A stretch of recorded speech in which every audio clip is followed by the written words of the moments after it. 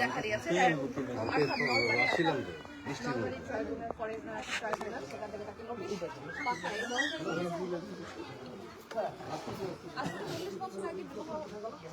আসামের বাসিন্দা সেই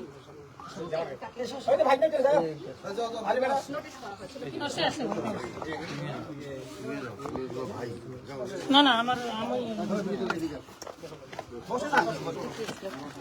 এই লোকটা সামনে একটু ঘুরে বসুন, একটু ঘুরে বসুন।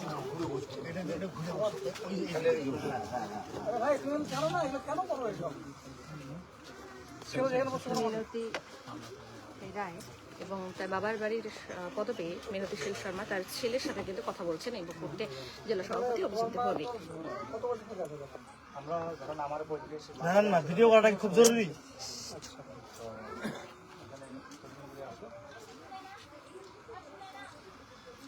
আমাকে এখান থেকে 2015 সালে আমাদের প্রধান একটা চিঠি দিয়েছে এনআরসির জন্য। যখন এনআরসি করতে লাগা হলো তখন এনআরসির জন্য আমরা ডকুমেন্টস লাগবে, যেহেতু মার সূত্র ডকুমেন্টস লাগবে, মার বাবার বাড়ি কোথায় তার জন্য নিয়ে গেছি। তারপরে আপনার মা এনআরসিটা ক্লিয়ার হয় না হওয়ার জন্য রিজেক্ট করবো। রিজেক্ট করার পরে ভেরিফাই করার জন্য আপনার তারপরে না কাগজ আসলো, কাগজ কাছে আমরা কোর্টে সাবমিট করছি, নামটা ভুল। তারপরে আপনার নাম ধ্বংস করতে লাগে, তারপরে কাগজটা জমা করছি, কাগজগুলো দাদুর বাড়ির কাগজ যত ভোটার লিস্টের থেকে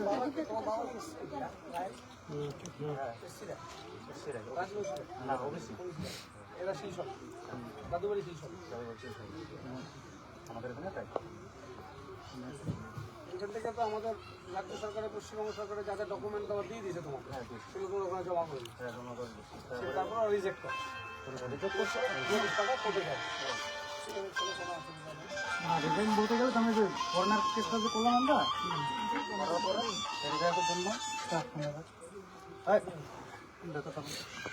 রাখ রাখ রাখ তখন ডকুমেন্টগুলো সাবমিট করছি।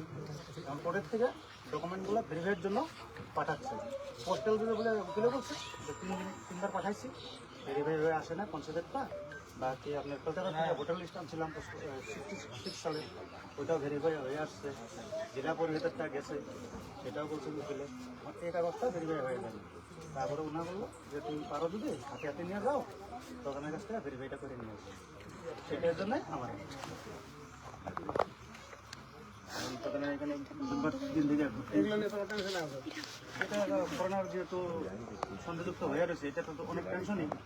কারণ আজকে আমার কোনো প্রবলেম না হোক, কালকে বাচ্চাদের হবে, মার যদি প্রবলেম হয় আমার প্রবলেম হবে, আমার প্রবলেম হলে মানে বাচ্চাদের হইতে পারে ভবিষ্যৎ, এটা বলা যায় না।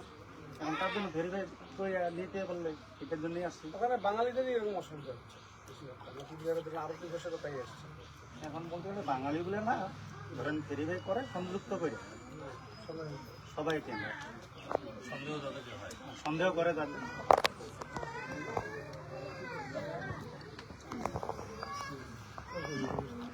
চল্লিশ বছর আগে এই এলাকার বাসিন্দা হাজারকাটা 2 নং গ্রাম পঞ্চায়েতের বাসিন্দা মিনতি শর্মা, তার বিয়ে হয় আসামের মধুবাড়ি এলাকায়। এনআরসি নোটিশ করে স্বাভাবিকভাবে, কিন্তু পরবর্তীতে সমস্ত কাগজপত্র দেওয়ার পরেও সেই কাগজপত্র কিন্তু রিজেক্ট করা হয়। সেখানে অতীত রায়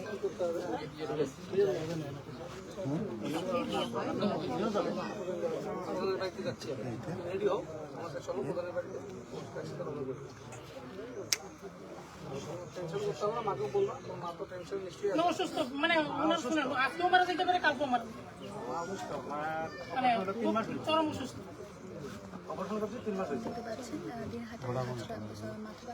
ছেলের বয়স ছোট, ছেলের বয়স পাইতে বুঝতেই পারেন।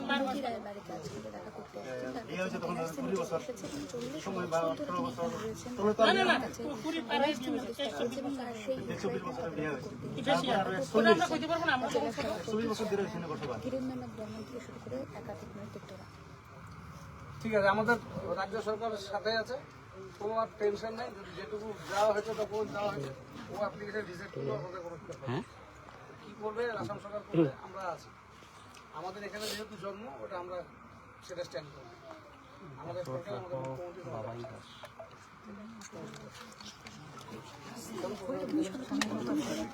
বাড়ির লোকেরা নিশ্চিন্ত থাকে।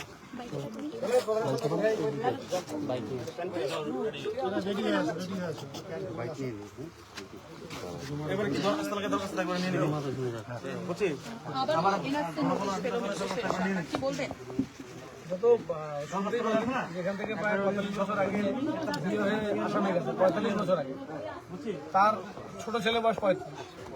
এখন তিনি মৃত্যু সজ্জায়, যে কোনো সময় একটা দুর্ঘটনা ঘটতে পারে, তার ভাই যাব তাকে তার এনআরসির প্রেয়ার তাকে রিজেক্ট করেছে, শুধু নোটিশ না, তার প্রেয়ারটাই রিজেক্ট করেছে দুবার। এবারে তাকে ভেরিফাই করার জন্য, সার্টিফাই করার জন্য 2015 সালে এই হাজরাহাট 2 এর গ্রাম পঞ্চায়েত প্রধান তাকে সার্টিফাই করেছিল, সেই প্রধানকে নোটিশ করা হয়েছে। আমরা এখন প্রধানের বাড়িতে যাচ্ছি, প্রধানকে ওখানে হাজির হতে বলেছে। প্রধান তো আমাদের যাবে না, যা ডকুমেন্ট দেওয়া হয়েছে। এবং আমরা এর পরবর্তীকালে, যেহেতু 21শে জুলাই মাননীয় মুখ্যমন্ত্রী ঘোষণা করেছেন, আমরা 21শে জুলাই পর থেকে আমরা কোনো ডকুমেন্ট আসাম রাজ্য সরকার চাইলেও আমরা কোনো নাগরিকের জন্য দেবো না। বারংবার শুধু একটা জিনিসই লক্ষ্য করা যাচ্ছে যে উত্তরবঙ্গের মধ্যে কোচবিহার জেলাকে টার্গেট করা হয়েছে এবং কোচবিহার জেলার বিভিন্ন জায়গায় কিন্তু এনআরসি নোটিশ আসছে। কুচবিহারের মানুষ যেহেতু গত লোকসভা নির্বাচনে ভিন্ন পথে চলেছে, তাই কুচবিহারের মানুষের প্রতি বিদ্বেষটা বেশি কেন্দ্রের সরকারের এবং বিজেপি পরিচালিত আসাম সরকারের। যেহেতু হেমন্ত বিশ্ব শর্মা উত্তর পূর্ব ভারতের বিজেপির দায়িত্ব নিয়েছেন, এবার তিনি বেঙ্গলকে টার্গেট করেছেন। বাঙালিরা অত ভয় পায় না, কুচবিহারকে ওভাবে চমকেও কোনো লাভ হবে না। এখানে আমরা এনআরসি নোটিশ কেউ রিসিভও করবো না, কোনো ডকুমেন্টও সাবমিট করবো না। 45 বছর আগে বিয়ে হয়েছিল, উনি সেখানকার বাসিন্দা, তারপরে ওনাকে এভাবে হয়রানি করা হচ্ছে, অর্থাৎ কাগজপত্র দেওয়ার পরেও রিজেক্ট করা হচ্ছে। এটা আতঙ্ক তৈরি করার জন্য আমরা বারবার বলেছি, প্যানিক তৈরি করার জন্য, যাতে আমরা ওদের কাছে সারেন্ডার করি। এখানে লোকাল বিজেপি লিডারদের কাছে আমাদের গ্রামবাসীরা যাতে গিয়ে ধরে যে আমাদের বাঁচাও, বিজেপি এমএলএকে ধরবে তাহলে বাঁচাও, আসামে তোমাদের সরকার আছে। এই আশায় বিজেপি বসে আছে, কিন্তু কেউ তাদের ঘরে করা নাচ্ছে না। আমরা মাননীয় মুখ্যমন্ত্রীর দূত হিসেবে আমরা হাজির হচ্ছি, আমরা আছি তাদের পাশে। আচ্ছা দাদা, এনআরসি নোটিশের পরে উনি অসুস্থ হয়ে পড়েছেন, কি বলবেন যে মানুষকে কিভাবে যন্ত্রণা? এটাই তো আতঙ্ক তৈরি করে দিয়ে মানুষকে আরো মৃত্যু সজ্জা ঠেলে দিচ্ছে। শুধু বাঙালিদেরকে টার্গেট করা হচ্ছে, শুধু বাঙালি মুসলিম, বাঙালি রাজবংশী, বাঙালি হিন্দু, এরকম ব্যাপার নেই। সব কমিউনিটি, রাজবংশী, অরাজবংশী, হিন্দু, মুসলিম, সব কমিউনিটিকে বাঙালি দেখে দেখে ধরা হচ্ছে। আপনারা তো শুনলেন, তার ছেলে বলল যেখানে বাঙালি সেখানে নোটিশ, অবাঙালিদের নোটিশ করা হচ্ছে।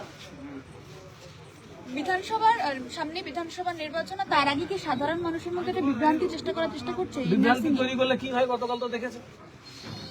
কুচবিহারে এরকম আতঙ্ক পরিবেশ তৈরি করে বিরোধী দলের নেতা আবার কুচবিহারে এসে দূরত্ব দেখাবে, মানুষ তো সবসময় সেটা মানবে না। কিন্তু প্রত্যন্ত এলাকা, এইসব এলাকায় মানুষের কাছে এই ধরনের নোটিশ আসছে। ভোট তো গ্রামে, প্রত্যন্ত গ্রাম, ভোট তো গ্রামে, তাই গ্রামের মানুষকে প্যানিক করতে হবে আগে। শহরকে প্যানিক করতে পারছে না। এখন পর্যন্ত 6টা শহর কুচবিহারে, একটা শহরও নোটিশ আসেনি।